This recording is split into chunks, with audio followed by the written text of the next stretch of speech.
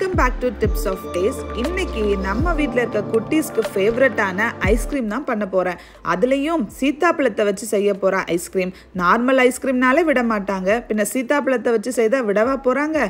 பாருங்கள் நான் எப்படி செய்கிறேங்கிறத.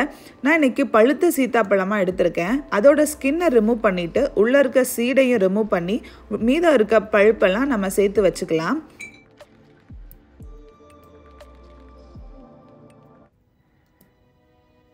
சீத்தாப்பழத்தோட பல்ப்பை நல்லா பீட் பண்ணி எடுத்துக்கலாம்.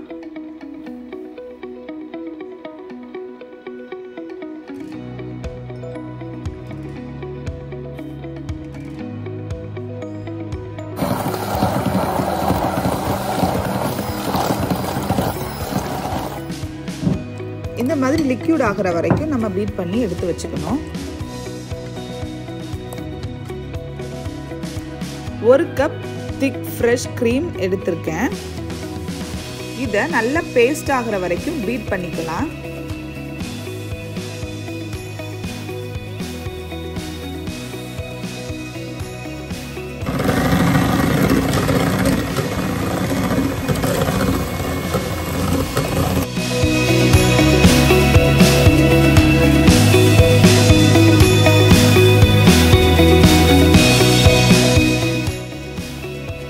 நல்லா க்ரீம் ஆயிடுச்சு. இப்போ 1/4 கப் கண்டென்ஸ் மில்க் எடுத்திருக்கேன். அது இது கூட ஆட் பண்ணி நல்லா பீட் பண்ணி ரெண்டும் நல்லா பிளெண்ட் ஆகிற வரைக்கும் பீட் பண்ணி எடுத்துக்கலாம்.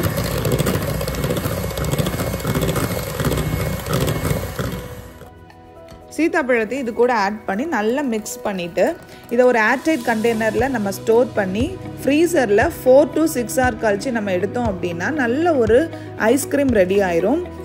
இந்த ஐஸ்கிரீம் ரெசிபி ரொம்ப சிம்பிளாக தான் இருக்கும். இது நீங்கள் உங்களுக்கு சீத்தாப்பழம் இல்லை அப்படின்னா சீசனல் ஃப்ரூட்ஸ் மேங்கோ, ஸ்ட்ராபெரி எது இருந்தாலும் அதோட பழுப்பை நம்ம இனி ஆட் பண்ணோம் அப்படின்னா நல்ல வீட்லேயே ஒரு ஐஸ்கிரீம் ரெடி ஆயிரும். சிம்பிளாக தான் இருக்கும், ஆனால் ரொம்ப ரிச்சான டேஸ்ட்டாக இருக்கும்.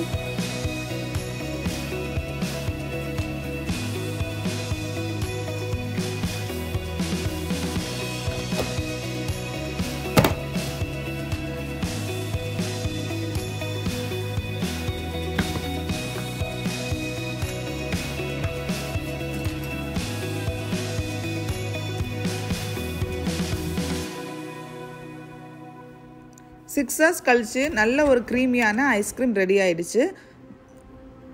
நீங்களும் இந்த மாதிரி செஞ்சு பாருங்கள். உங்ககிட்ட இருக்க ஃப்ரூட்ஸை வச்சு செஞ்சு பாருங்கள். இன்னொரு ஒண்டர்ஃபுல்லான ரெசிபியில் உங்களை நான் நெக்ஸ்ட் வீடியோவில் சந்திக்கிறேன்.